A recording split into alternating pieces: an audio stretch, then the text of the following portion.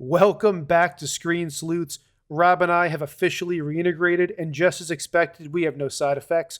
We can now piece together our innie and outie knowledge to talk to you all about Season 2, Episode 3, Who is Alive.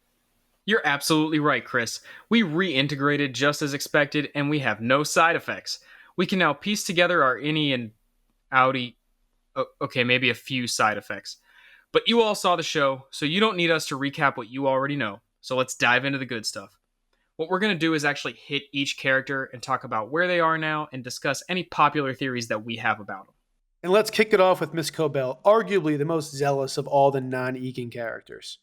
It looks like she was getting out of Dodge after her meeting with Helena didn't go as planned, and we see two things of note in that scene. One, Salt's Neck being 238 miles away really puts into perspective how isolated the town of Kier really is. And two, she only decided to turn back after looking at the breathing tube in the back seat, who we assume was her mother's.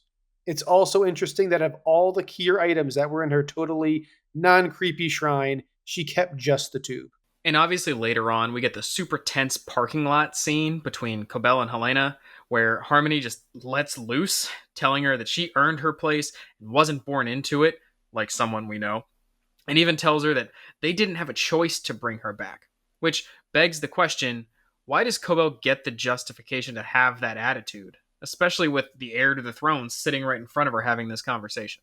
And this leaves a few possible theories. One, Cobell's mother was in some sort of vegetative state and was used as one of the early test subjects for the severance procedure, which ties into why she tells people that her mother was both a devout Christian and an atheist. However, being an early version of the procedure, it failed, she died, and Cobell was offered some kind of role at Lumen for her sacrifice, or at least her mother's sacrifice, for the greater Kier vision. Or a spin off of this theory is the procedure may have worked, but now she's so laser focused on reintegration, or at a minimum, how much the original personality can blend with the other, hence her obsession with Miss Casey and Mark S. The second possible theory would be that Cobell is actually a part of the Egan family in some way, maybe an illegitimate child, or she's an aunt, or maybe a cousin, which could bring her a little more clout or standing within the company and the family. But whatever the reason, it looks like she's beginning to question everything, becoming more paranoid, and with her being so erratic, she may want to hit Lumen, or at least Helena where it hurts, to prove she still has some bite left. And speaking of characters who are seeing things in a much different light, let's talk about Milchick, or, Seth, for those of us that know him like that. We're tight. Because things have not been going so hot since the rebellion. He was dropped into this new role, the replacements failed hard, and Mark S just wasn't playing ball, which forced him to backtrack on all the firings he made and make nice with the OG team. He doesn't seem to be a fan of Miss Wong. His computer took forever to be updated, and it doesn't look like the MDR team is killing it in productivity with their new hall pass privileges. But at least he has his Lumen family and Kier to lean on, right?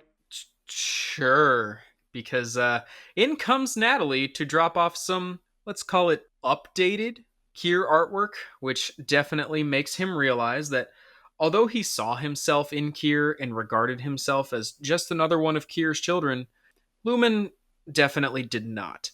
The paintings convey to him that at least the board views him differently, as someone who, up until these paintings arrived, has always been with an incomplete connection with Kier. The look he and Natalie share after she told him she also received a gift like this tells you that, just like Miss Cobell, he's also starting to question his place at Lumen. And at this point, I'm not 100% sure that Milkshake's going to stay on Team Lumen.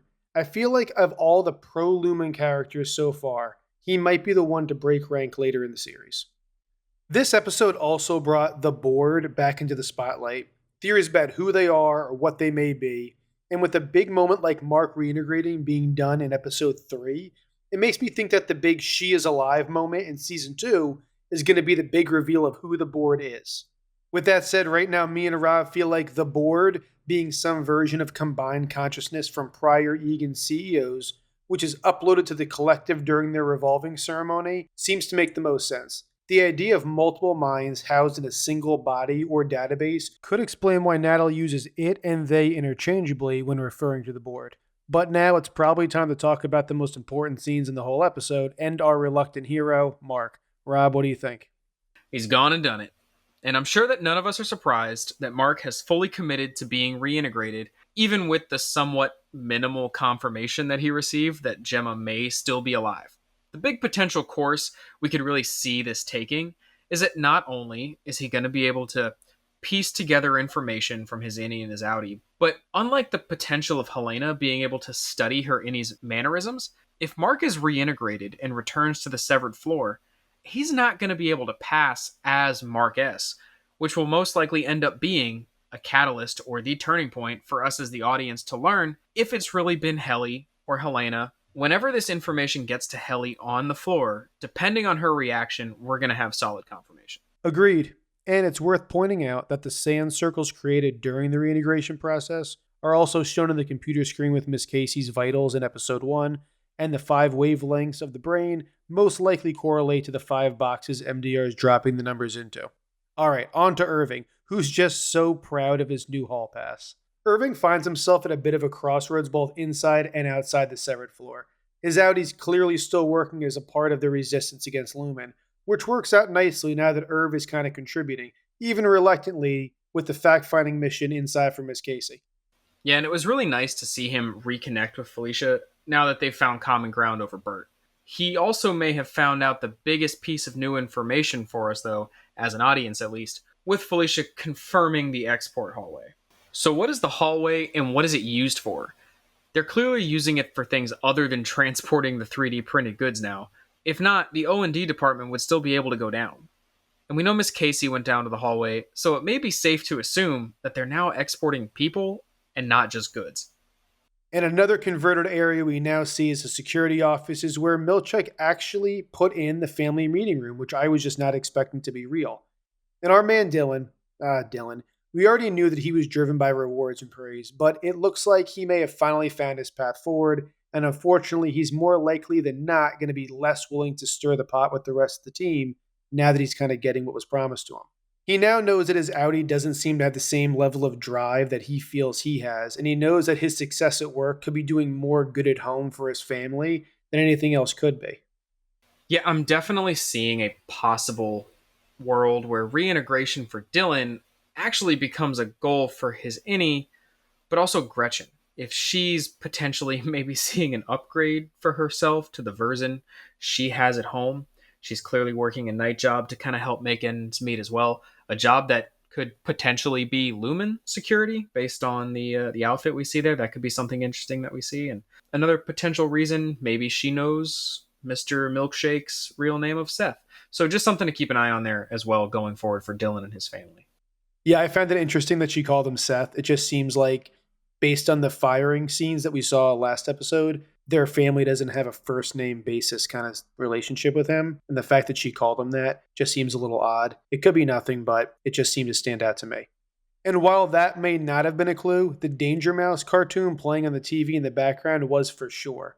If you want to watch that episode of the cartoon yourself, it's on Netflix. It's season 3, episode 1, The Infiltration of Colonel K's Body. In short, this episode of Danger Mouse tells the story of the villain Baron Greenback shrinking himself, his lackeys, and their ship to enter the body of Colonel K through his head, who is the head of the good guy agency in the show. They take control of the Colonel's voice box in particular, and control what he's saying, and essentially they are now in control, until Danger Mouse comes and saves him by removing the ship from his mind. They could have not picked a more spot-on cartoon to play in the background for this episode, and it may provide some insight into what Lumen's ultimate goal for the severance procedure really is. Now on to Helly R, or Helena. All we want to say this week is the writers have given us no new definitive clues either way in the Helly-Helena debate. However, they've continued to keep us confused by introducing each clue in a way that could apply for either side at the time it's shown. We know people have strong feelings on this one, so either way, whatever you think, feel free to put in the comments. We're just curious to hear what you have to say. And we didn't want to leave without talking about the Mammalian's Nurtruable department. We finally get to see the goats again. The adorable baby goats, the big green indoor pasture, and our crew of very colorful Mammalian Nurtruable employees. How many times do you say the name of that department to practice to record this? Because I just gave this section to you. Enough that I don't want to say it on the recording. to be honest. but but while this doesn't answer what they are actually doing in the department, we do finally get to see another group aside from O&D than what we've seen with MDR. They seem to have similar preconceived notions of the MDR team as well. No, they clearly don't have pouches, but the division of the departments was made very clear by their disdain for the MDR department showing up unexpectedly. However, we do see a possible opening here for them to maybe be involved in the future if the severed floor does make a move against leadership, especially when Mark is able to tap into their connection to the animals. But that's going to wrap it up for this episode. As usual, we want to hear your thoughts, and if you have a topic we didn't cover, drop it in the comments so we can discuss later. And if you like what we're doing, let us and the board know. I mean the algorithm, by liking and subscribing. It helps the channel, and we really appreciate it. Until next time, stay sleuthy.